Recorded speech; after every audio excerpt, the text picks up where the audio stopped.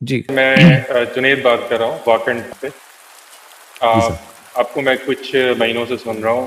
ماشاءاللہ آپ تحقیق بہت اچھی کرتے ہیں. میں خود بھی اسی لیے یقین رکھتا ہوں کہ اس دین کو تحقیق کے ساتھ ہی سمجھنا اور اس پہ عمل کرنا چاہیے. ابھی تھوڑی دیر میں پتا چلے گا کہ یہ تحقیق کرتے ہیں میں کہ آپ کی تحریف ویڈیوز کرتے ہیں. دیکھتا رہتا ہوں تو میں اس تحقیق کرتے ہیں کہ تحریف کرتے ہیں تھوڑی دیر میں پتا یہ چلے گا. بہت غلط رویہ ہے کہ اس طرح کی چیزیں جا کر کے آپ ڈائریکٹ جو ہے نا ان لوگوں سے پوچھیں. اب یہ پتہ نہیں یہ بندہ خود شیعہ میں سے ہے یا سنیوں میں سے ہے، لیکن یہ رویہ بہت غلط ہے کہ آپ روافظ کے پاس جا کر کے اپنے علماء سے اس تحقیق کا کراس کوشچن کیے بغیر جا کر کے ان کی تحقیق کی تعریف کرنے لگے. یہ تحقیق کرنے والے لوگ نہیں ہیں بلکہ تحریف کرنے والے لوگ ہیں. اور کس درجے میں یہ تحریف کرتے ہیں اب انشاءاللہ تعالیٰ آگے یہ بات آئے گی.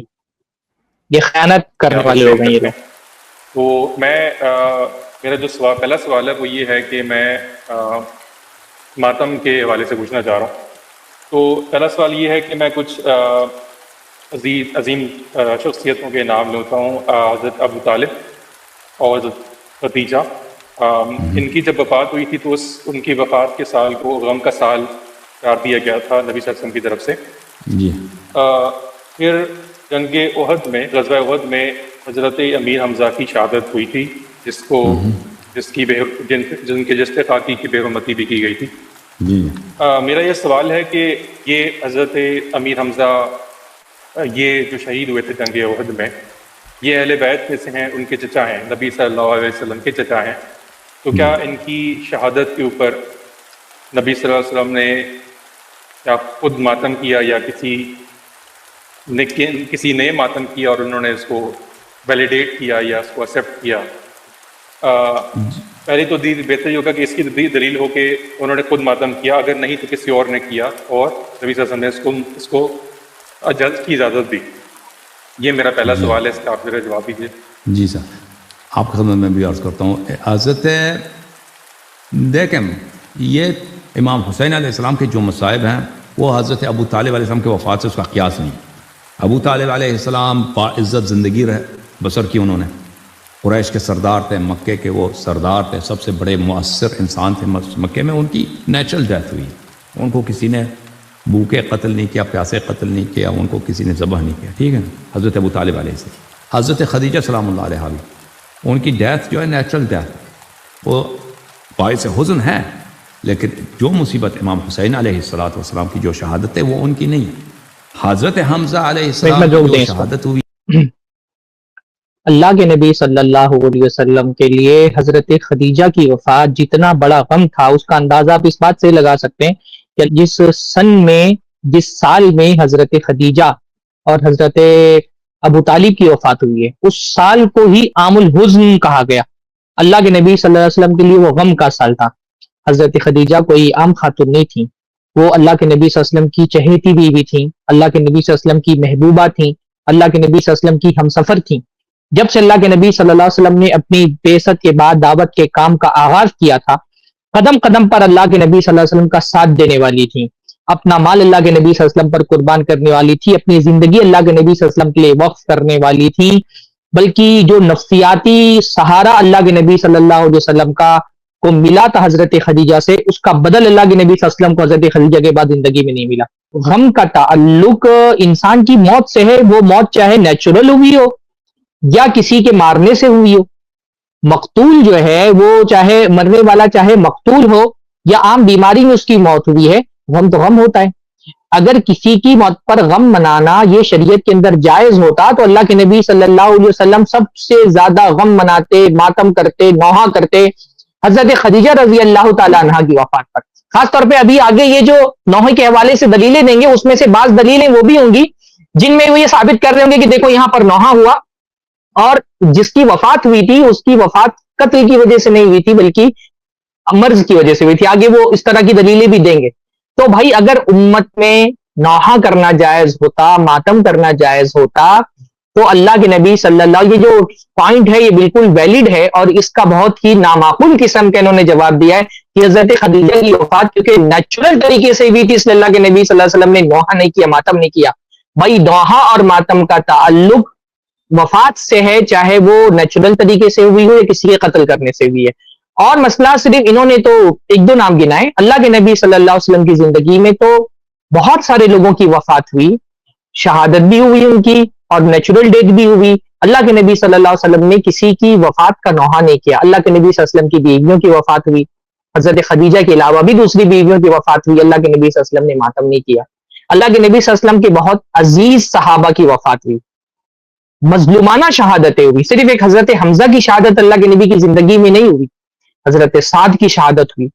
حضرت سعد رضی اللہ تعالیٰ عنہ کے بارے میں اللہ سعد ابن معاذ رضی اللہ تعالیٰ عنہ, اللہ کے نبی صلی اللہ علیہ وسلم نے فرمایا کہ معاذ کی سعد کی وفات سے رحمان کا عرش ہل گیا. حضرت سعد اللہ کے نبی صلی اللہ علیہ وسلم کے قریبی ساتھیوں میں تھے.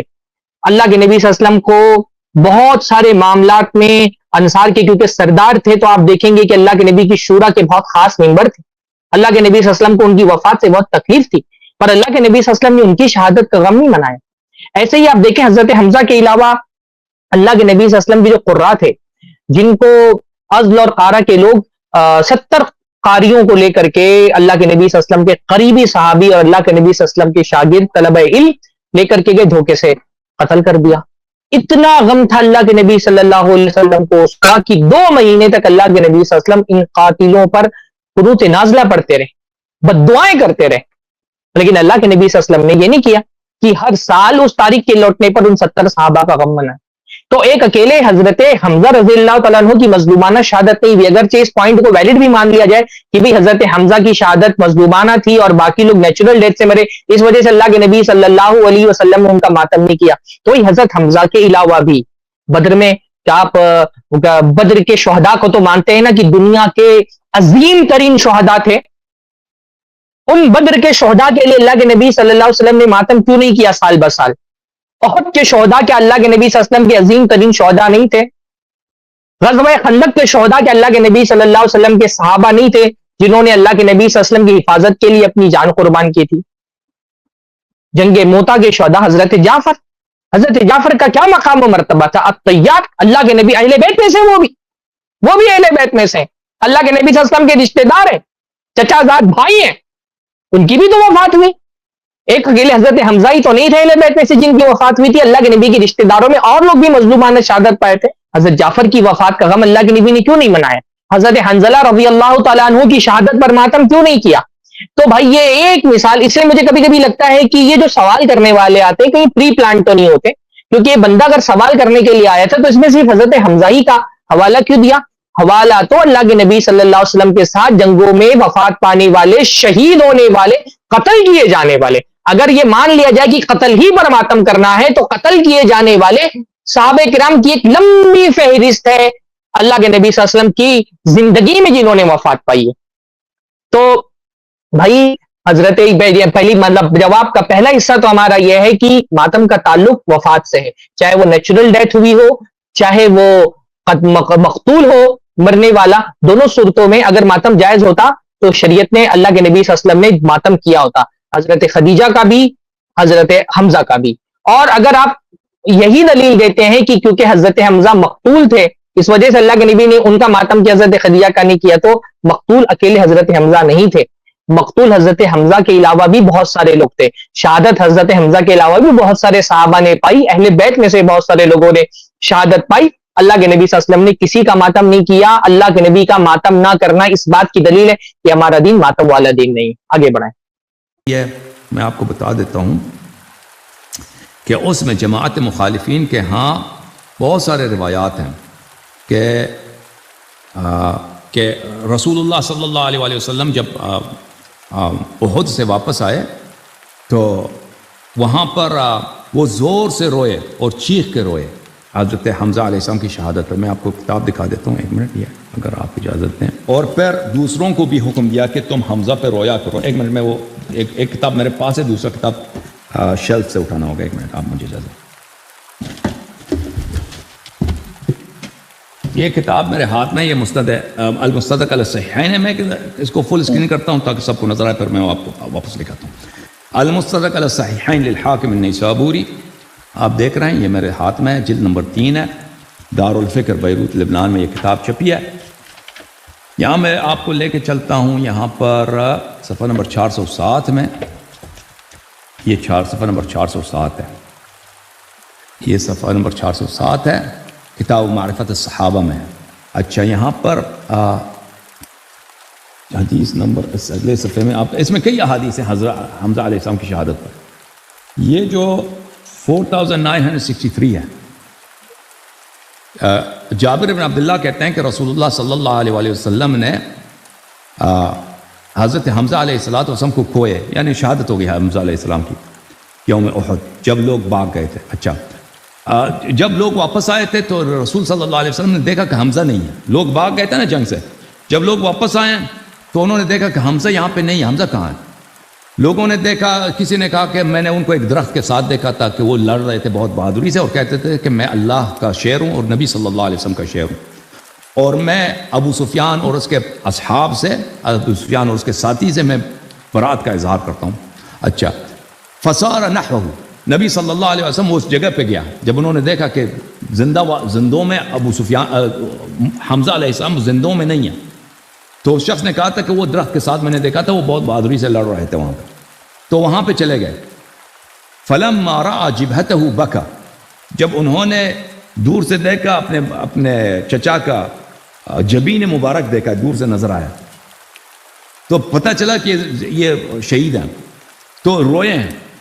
وَلَمَّا رَأَى مَا مُثِّلَ بِهِ شَهِقٌ، اور جب رسول اللہ صلی اللہ علیہ وسلم نے دیکھا ہے کہ ہندہ نے، جو معاویہ کی ماں ہے، اس نے حضرت حمزہ کی ناک کاٹی ہے، کان کاٹے ہیں، ہونٹ کاٹے ہیں، اس کا بالکل یہ اپنی طرف سے اضافہ کر رہے ہیں. یہ بتا دیں کہ اس میں جو حضرت حمزہ کا مسئلہ ہوا تھا یہ بات تو اس روایت کے اندر ہے، پر حضرت ہند نے ان کا مسئلہ کیا تھا، یہ بات اس روایت میں موجود نہیں ہے. بعض مرتبہ کیا ہوتا ہے کہ بندہ یہ حدیث کا ترجمہ کر رہا ہے اپنے حساب سے، اور اس میں تشریح میں وہ اپنی باتیں ایڈ کر رہا ہے جو اس روایت کے اندر موجود نہیں ہے. یہ جو روایت یہ پیش کر رہا ہے، تو سننے والے کیونکہ وہ عربی عبارت کے سے واقف نہیں ہوتے ہیں، عربی عبارتوں کا ترجمہ نہیں جانتے، تو ان کو لگتا ہے کہ گویا کہ اس عبارت میں یہ الفاظ موجود ہیں جو الفاظ کا یہ ترجمہ کر رہا ہے، اس عبارت میں یہ الفاظ موجود نہیں ہیں. یہ اپنی طرف سے اس میں اضافہ کر رہے ہیں. صحیح بات یہ ہے کہ حضرت حمزہ کا مسئلہ ہوا تھا، یہ تو ثابت ہے، پر وہ مسئلہ حضرت ہند نے کیا تھا ان کا،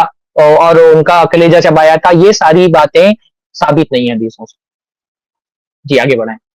تو نبی صلی اللہ علیہ وسلم نے شہقہ مارا، شہ نبی صلی اللہ علیہ وآلہ وسلم نے چیخ ماری ہے.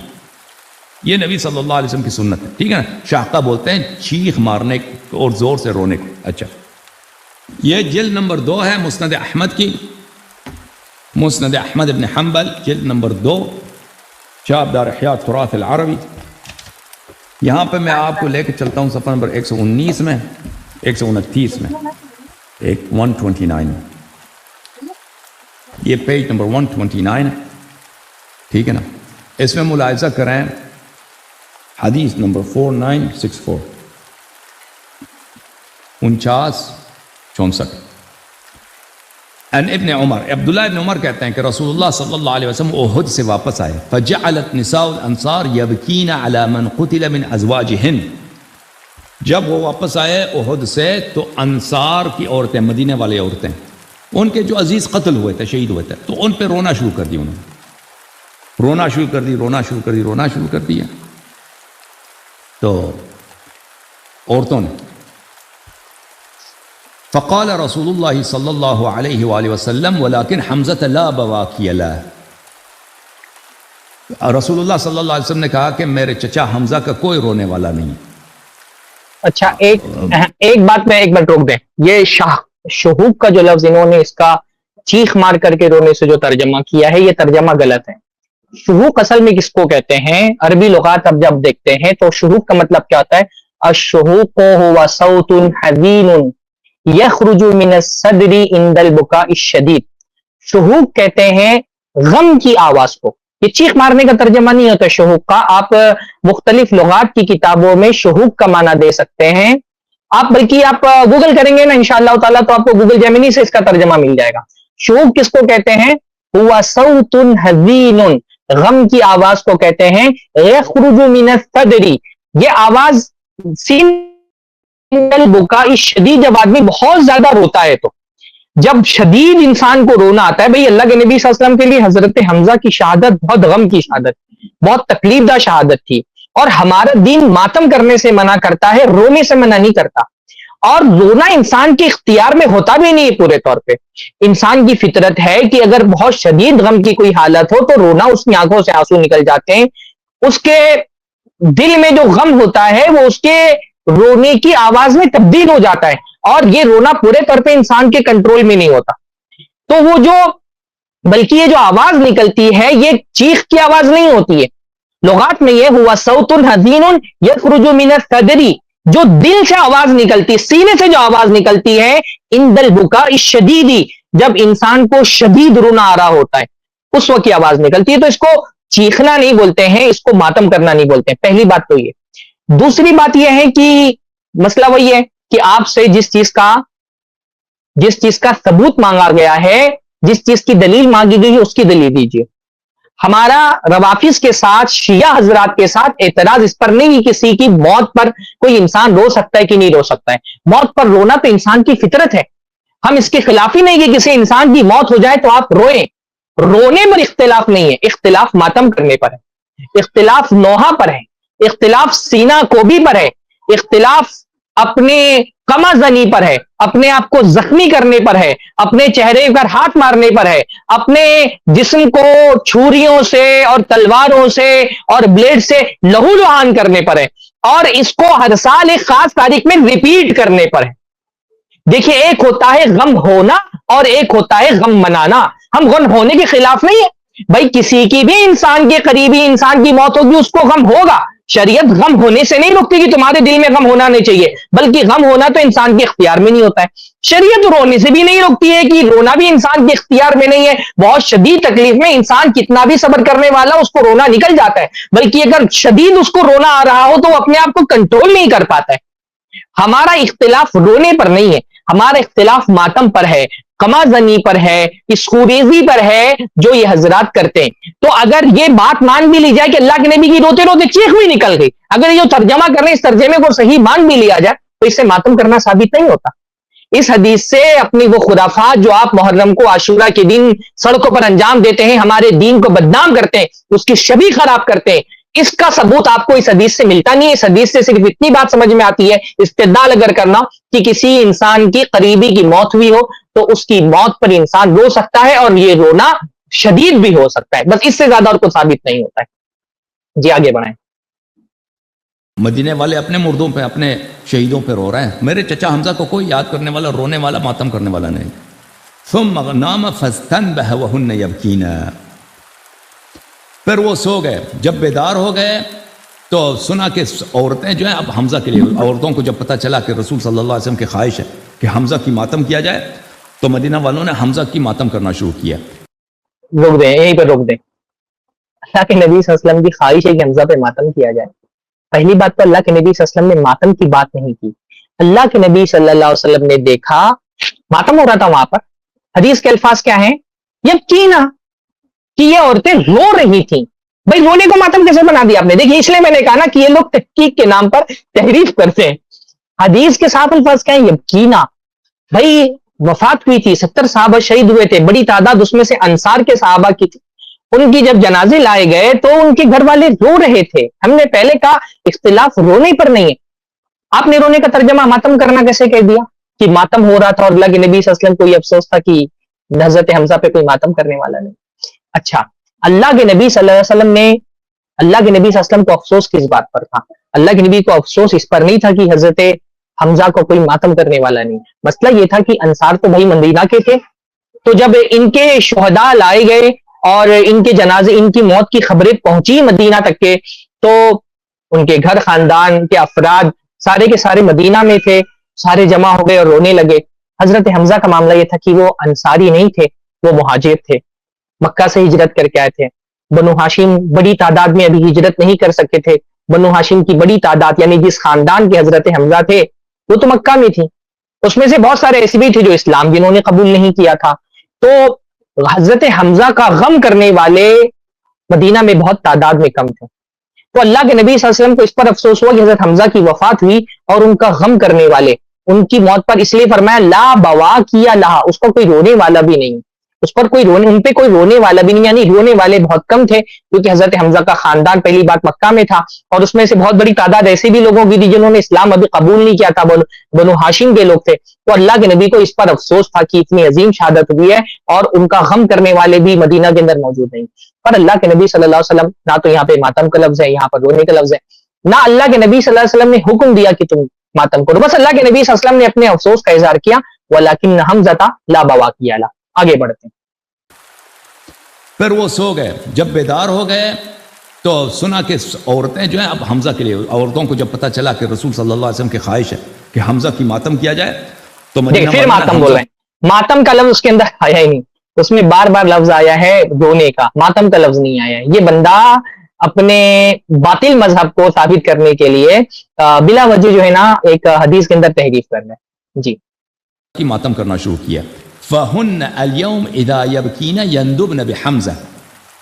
تو راوی کہتا ہے عبداللہ ابن احمد ابن حنبل کہتا ہے کہ آج ہمارے ہاں یہی ہوتا ہے کہ مدینے میں اگر کوئی شخص مرتا ہے تو پہلے لوگ کس کی ماتم کرتے ہیں؟ پہلے حضرت حمزہ کی ماتم کرتے ہیں، کہ نبی صلی اللہ علیہ وسلم کی خواہش ہے کہ کب کسی پہ رو لو تو پہلے حمزہ پہ رو لو. تو پھر وہ لوگ بس یہیں پر رک جاتے ہیں. یہ پورا واقعہ مسند احمد میں دوسری مقامات پر پہ موجود ہے. کسی بھی واقعے کو سمجھنا ہو تو جب تک اس واقعے کے تمام سندیں اور تمام اس واقعے کی جو روایتیں ہیں ان کو جب ایک جگہ جمع کیا جاتا ہے تب پورا معاملہ سمجھ میں آتا ہے. حضرت حمزہ یہاں تک کی بات ٹھیک ہے، اللہ کے نبی صلی اللہ علیہ وسلم حضرت حمزہ جو ہے نا ان پر کوئی رونے والا نہیں تھا. جب ان کی خبر پہنچی اللہ کے نبی صلی اللہ علیہ وسلم نے اس پر ایک غم کا اظہار کیا، انصار کی عورتوں کو پتہ چلا، اور حدیث میں آتا ہے کہ اللہ کے نبی صلی اللہ علیہ وسلم سو گئے، اور جب اللہ کے نبی صلی اللہ علیہ وسلم سو کر کے اٹھے تو دیکھا وَهُنَّ يَبْكِينَ کہ انصار کی عورتیں رو رہی ہیں، حضرات کی عورتیں جو ہے وہ رو رہی ہیں. اس کے بعد کیا ہوا؟ اس کے بعد کیا ہوا اس کا ذکر بھی صحیح حدیثوں میں مسند احمد ہی میں موجود ہے. میں چاہتا ہوں کہ وہ ایک اسکرین شاٹ، کیونکہ انہوں نے حدیث دکھائی ہے تو میں جو اسکرین پر آپ کو حدیث لگا دے اگر ممکن ہو تو زید بھائی. ہاں دیکھیے آگے کچھ حدیث کے الفاظ موجود ہیں. فَاسْتَيْقَظَ اللہ کے نبی صلی اللہ علیہ وسلم جاگے. دیکھیے مسند احمد کی روایت ہے. شیخ شعیب الارناؤط کیونکہ ایک بہت بڑے محقق ہیں، نہ صرف محقق ہیں بلکہ انہوں نے پورے ایک ٹیم کے ساتھ مل کر کے مسند احمد کی تحقیق کی ہے. اس لیے جب اس تحقیق کا حوالہ دیا جاتا ہے نا تو کہا جاتا ہے کہ شیخ شعیب الارناؤط اور ان کی پوری ٹیم نے اس حدیث کو سندہ قوی، اس کی سند کو قوی کیا ہے. الفاظ کیا ہیں حدیث کے؟ فَاسْتَيْقَظَ وَهُنَّ يَبْكِينَ. اللہ کے نبی صلی اللہ علیہ وسلم جاگے تو اللہ کے نبی دیکھا کہ عورتیں رو رہی ہیں. تو اللہ نے فرمایا یا ویحہن، ہائے تمہاری تباہی ہو، یعنی ہائے تمہاری خرابی ہو.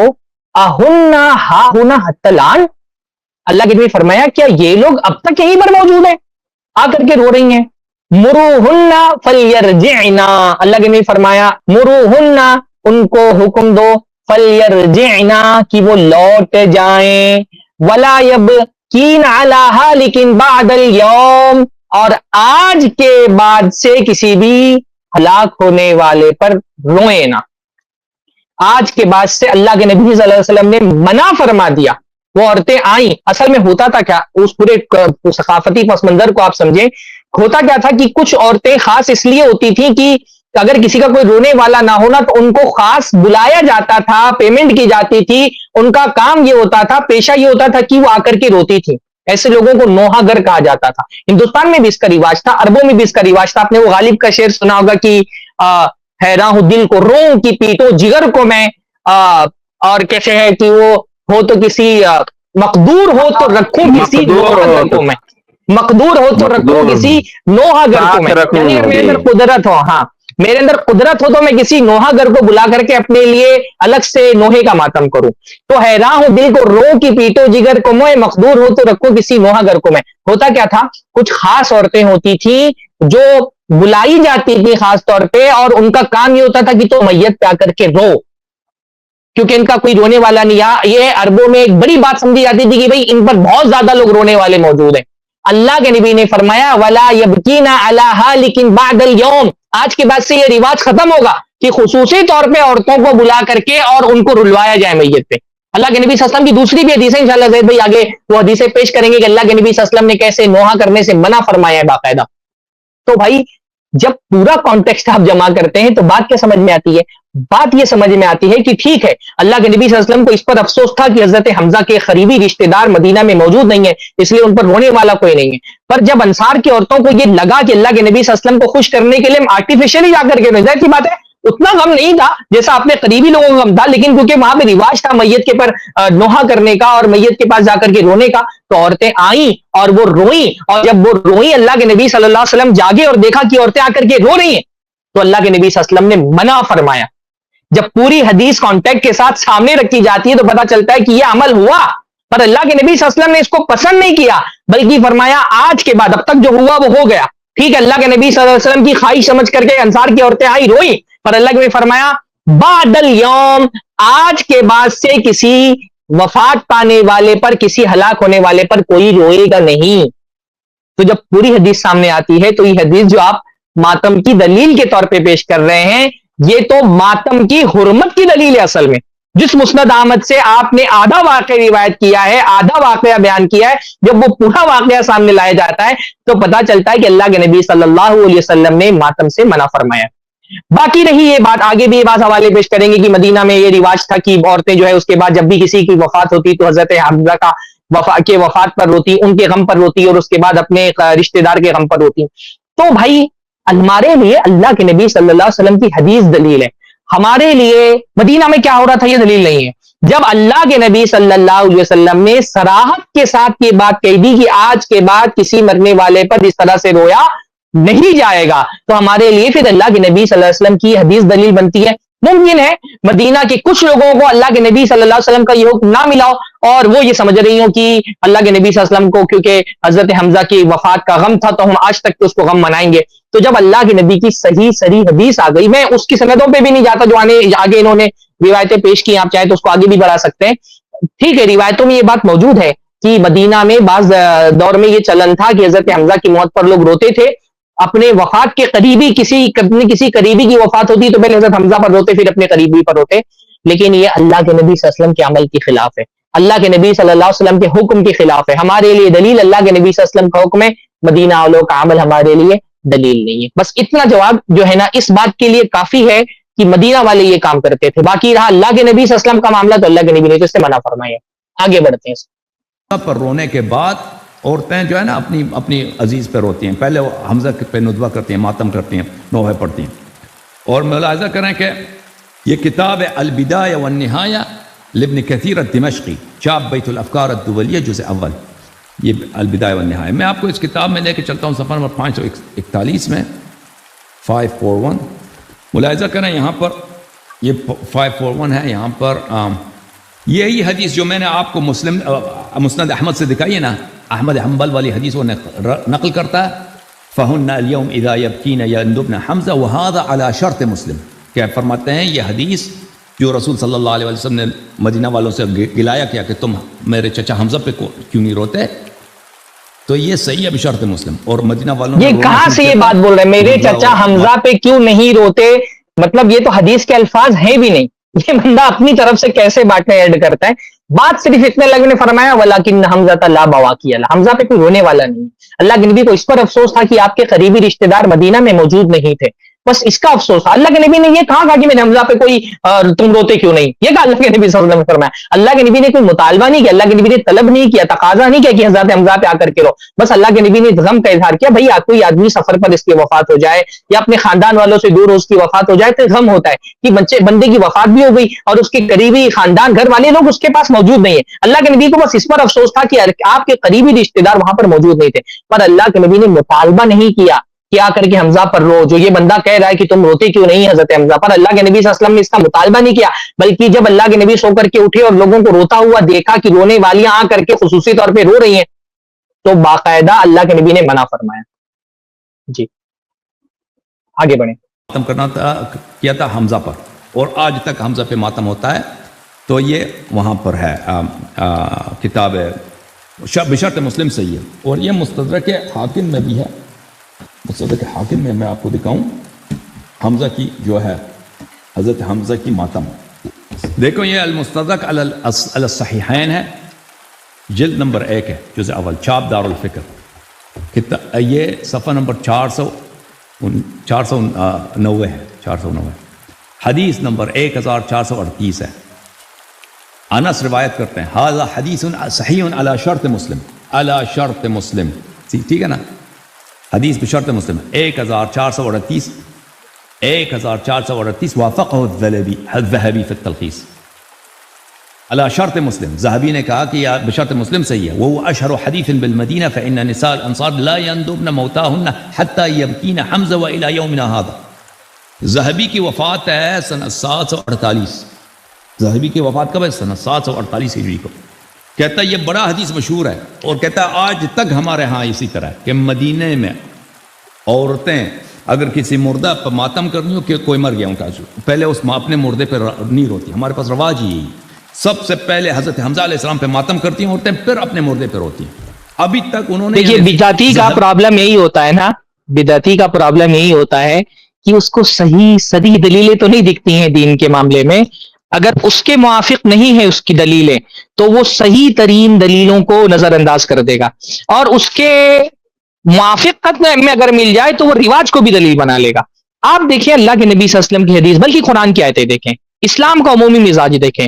مصیبت کے وقت میں اسلام کیا کہتا ہے؟ اسلام کہتا ہے مصیبت آئے تو نوحہ ماتم کرو، سینے گریبان پھاڑو، ہاں سینہ کو بھی کرو. اسلام یہ کہتا ہے. اسلام تو صبر کی تعلیم دیتا ہے نا، یعنی اتنی دین کا مزاج جو صبر والا ہے. یہ تو ایک چھوٹا موٹا ایک مسلمان جس کو دین کی بنیادی معلومات بھی جس کو ہوگی، وہ بھی یہ جانتا ہے کہ ہمارا دین ماتم والا دین نہیں ہے، ہمارا دین صبر والا دین ہے. وفات پر ہمارے دین میں کیا کہا گیا ہے؟ صبر کرو. اللہ نے فرمایا قرآن مجید کے اندر وَلَنَبْلُوَنَّكُمْ بِشَيْءٍ مِّنَ الْخَوْفِ وَالْجُوعِ وَنَقْصٍ مِّنَ الْأَمْوَالِ وَالْأَنفُسِ وَالثَّمَرَاتِ. اللہ تعالیٰ نے بتایا تم پر بہت ساری مصیبتیں آئیں گی الگ الگ نوعیت کی. اس میں سے ایک مصیبت کیا آئے گی؟ وَالْأَنفُسِ، بہت سارے قریبی لوگوں کی موت کی مصیبت تم کو آئے گی. اس پر تم کو کیا کرنا ہے؟ جب شہادتیں ہوں، قریبی لوگوں کی موت ہو جائے، اللہ نے کیا فرمایا؟ صبر کرنے والوں کی خوشخبری سناؤ. اللہ تعالیٰ نے کہا ماتم کرنے والوں کو خوشخبری سناؤ، اللہ تعالیٰ نے کہا صبر کرنے والوں کو خوشخبری سناؤ. صبر کرنے کا حکم دیا گیا. جب کسی کی عزیز کی وفات ہو، شریعت کیا کہتی ہے؟ نوحے پڑھو، ماتم کرو، سینہ کو بھی کرو. شریعت کہتی الذین اذا اصابتهم مصیبت قالوا انا للہ وانا الیہ راجعون. جب کوئی مصیبت آتی ہے ایمان والے بندے پر تو وہ ماتم اور سینہ کو بھی نہیں کرتا، وہ نوحے نہیں پڑھتا، وہ کیا کرتا ہے؟ انا للہ وانا الیہ راجعون. وہ کہتا ہے انا للہ وانا الیہ راجعون. یہ حکم دیا ہے ہماری شریعت نے کسی کی موت پر. یہ قرآن کی آیتیں موجود ہیں. آپ جا کر کے مدینہ میں کیا چل رہا تھا، مدینہ کی بعض عورتوں میں کیا رواج تھا، اس سے دلیل پکڑ رہے ہیں. بھائی اللہ کا قرآن، اللہ کا کلام کھول کر کے دیکھو کہ اللہ کا کلام ہم سے کیا مطالبہ کرتا ہے. اپنے موافق نہ ملے تو قرآن کو بھی نظر انداز کر دو، موافق مل جائے تو مدینہ میں یہ رواج تھا وہ بھی دلیل بن جاتا ہے تمہارے لیے. ہاں پورا اجماع دلیل آپ کے لیے نہیں بنتا، لیکن مدینہ کا عمل آپ کے لیے دلیل بن جاتا ہے. اللہ کے نبی کی حدیث آپ کے لیے دلیل نہیں بنتی. اللہ کے نبی نے کیا فرمایا؟ لیس منا من لطم الخدود وشق الجیوب ودعا بدعوى الجاہلیہ. ہم میں سے نہیں ہے وہ آدمی. اللہ کے نبی نے یہ بتایا کہ وہ شخص ہم میں سے نہیں ہے. من لطم الخدود، جو اپنے چہروں کو مارے، یا چہرے کے غم کے مارے سے جو چہرے پہ جھاپڑ مارتے ہیں، اپنے تھپڑ مارتے ہیں، ان کے بارے میں کہا جا رہا ہے کہ وہ ہمارے طریقے پہ نہیں ہے. یہ نبی کا طریقہ ہے. یہاں پر تو تلواریں لے کر کے سینے کاٹے جا رہے ہیں، چھوٹے چھوٹے بچوں کے چھریاں چلائی جا رہی ہیں، ان کے سروں پر ان کو لہو لہان کیا جا رہا ہے. جو شریعت ہم کو چہرے پر تھپڑ مارنے سے منع کرتی ہے، وہ شریعت میں اس کی اجازت ہو سکتی ہے کہ معصوم بچوں کے سروں پہ آپ چھریاں مارے، بلیڈ سے اپنے سینے کاٹے؟ ہاں فرمایا ہم میں سے نہیں ہے جو اپنے گریبان کو پھاڑے، جاہلیت کی پکار پکارے. اللہ کے نبی صلی اللہ علیہ وسلم نے نوحہ کرنے والوں کو جاہلیت کی پکار پکارنے والا کہا. بلکہ ایک حدیث میں فرمایا، اللہ کے نبی صلی اللہ علیہ وسلم نے، متفق علیہ روایت ہے کہ صحیح مسلم کی روایت ہے، اربعٌ فی امتی من امر الجاہلیہ لا یترکونہن. میری امت میں 4 چیزیں ایسی ہیں جو جاہلیت کے معاملات میں سے جن کو وہ خط چھوڑیں گے نہیں. اس میں سے ایک کیا اللہ نے فرمایا؟ النیاحہ، نوحہ کرنا. اللہ نے فرمایا نوحہ کرنا جاہلوں کا کام ہے. اللہ نے فرمایا انسان فی الناس ہما بہم کفر. 2 چیزیں ہیں جو لوگوں میں کفر ہیں، الطعن فی النسب والنیاحۃ علی المیت، نسب میں طعن کرنا اور میت پر نوحہ کرنا. بے شمار اللہ کے نبی صلی اللہ علیہ وسلم کی حدیث ہیں. اللہ نے فرمایا صوتانی ملعونان فی الدنیا والآخرہ. 2 آوازیں ہیں جو ملعون ہیں دنیا میں بھی اور آخرت میں بھی. مزمار عند نعمت، نعمت کے وقت موسیقی کی آواز، ورنۃ عند مصیبت، اور مصیبت کے وقت نوحی کی آواز. نوحی کی آواز، الرنہ کس کو کہتے ہیں؟ الصیحۃ ذات صوتی المرتفع. चीख करके तेज आवाज में मातम करना, चीखना गम की मारे। लेकिन फरमाया ये मलऊन है, अल्लाह रब्बुल आलमीन की लानत है मातम करने वालों की आवाज पर। सही सरीन हदीस है, कुरान की आयतें मौजूद है, वो नहीं दिखाई दे रही। मदीना की बाज मजहूल औरतों का अमल से दलील ले रहा है। ये बिदअती का प्रॉब्लम होता है कि उसको जब अपना मौक़िफ़ साबित करना होता है तो वो चीजें जो दलील नहीं बन सकती उनसे भी दलील लेता है, और उसके मौक़िफ़ खिलाफ सही सरी हदीसें मौजूद हो, कुरान की आयतें मौजूद हो, वो उसको दिखाई नहीं देती, वो अंधा हो जाता है। क्योंकि वो मौक़िफ़ पहले इख्तियार करता है, दलीलें बाद में तलाशता है। वो दलील देख करके मौक़िफ़ नहीं इख्तियार करता, वो पहले मौक़िफ़ इख्तियार कर लेता है, फिर अपने मुआफ़िक चीजें तलाश करके लाके पेश करता है, और बेवकूफ लोग इसको तहक़ीक़ समझते हैं। जी आगे बढ़ाया जाए। नबी के ज़माने तक उन्होंने ये जो है ये सुन्नत बरकरार रखी, रसूलुल्लाह सल्लल्लाहु अलैहि वसल्लम की जो ख्वाहिश थी, ठीक है ना। हदीस यही है भाई कि अल्लाह के नबी की ख्वाहिश नहीं थी भाई, ये बार बार अल्लाह के नबी की ख्वाहिश कह रहा है। अगर अल्लाह के नबी की ख्वाहिश होती तो आप बताएं, खुद अल्लाह के नबी सल्लल्लाहु अलैहि वसल्लम के जमाने में सहाबा मौजूद थे ना, साल बसाल। अच्छा, ग़ज़वे उहद तो सन 3 हिजरी में पेश आया, उसके बाद तो अल्लाह के नबी सल्लल्लाहु अलैहि वसल्लम तकरीबन 9-10 साल तक बाहयात रहे। तो अल्लाह के नबी सल्लल्लाहु अलैहि वसल्लम हर साल मातम करवाते ना, या सहाबे किराम में ये रिवाज होता ना। ये आप मजहूल औरतों का जिक्र कर रहे हैं, खुद जो खैरुल कुरून का दौर था जिसमें अल्लाह के नबी खुद मौजूद थे, सहाबा मौजूद थे, कि अल्लाह के नबी सल्लल्लाहु अलैहि वसल्लम ने हर साल ओहद की तारीख को खुसूसी तौर पे सहाबा को जमा करके किया, कहा कि तुम मातम करो। या अल्लाह के नबी सल्लल्लाहु अलैहि वसल्लम के सहाबा के दौर में, अल्लाह के नबी सल्लल्लाहु अलैहि वसल्लम के दौर में क्या इस बात का सबूत मिलता है कि मदीना की औरतें अल्लाह के नबी सल्लल्लाहु अलैहि वसल्लम के दौर में हजरत हमजा रजी अल्लाह तआला अन्हु की वफात पर कोई मातम करती थी? जिसका कोई सबूत नहीं मिलता। ये मजहूल किसी औरत का, किन औरतों का बयान हो रहा है, क्या उनका अकीदा था, क्या उनका मसलक था, इल्म कितना था उनको, कितनी उनके पास जो है ना इल्मी सलाहियत क्या थी, कुछ भी सबूत नहीं मिल रहा। बस कुछ औरतें करती थी। कुछ औरतों का करना दीन में दलील नहीं है, दलील अल्लाह के नबी सल्लल्लाहु अलैहि वसल्लम की हदीस है। अस्सलामु अलैकुम वरहमतुल्लाहि वबरकातुहू। इस क्लिप की फुल वीडियो देखने के लिए हमारे चैनल पर जरूर आएं। iPlus TV ने एक नया YouTube चैनल शुरू किया है जिसका नाम है iPlus TV इख्तिलाफ का हल। इस चैनल पर सिर्फ इख्तिलाफी मसाइल पर वीडियोस आएगी, लेकिन दलाइल के साथ और भाईचारगी के साथ। आपको मैं दावत देता हूं कि आप भी हमारे इस चैनल को सब्सक्राइब करें, हमारी वीडियोस को शेयर करें और नोटिफिकेशन आइकन को ऑल सेलेक्ट करें ताकि आपको हमारी वीडियोस का नोटिफिकेशन मिल सके। जज़ाकल्लाहु खैर, वस्सलाम अलैकुम रहमतुल्लाह।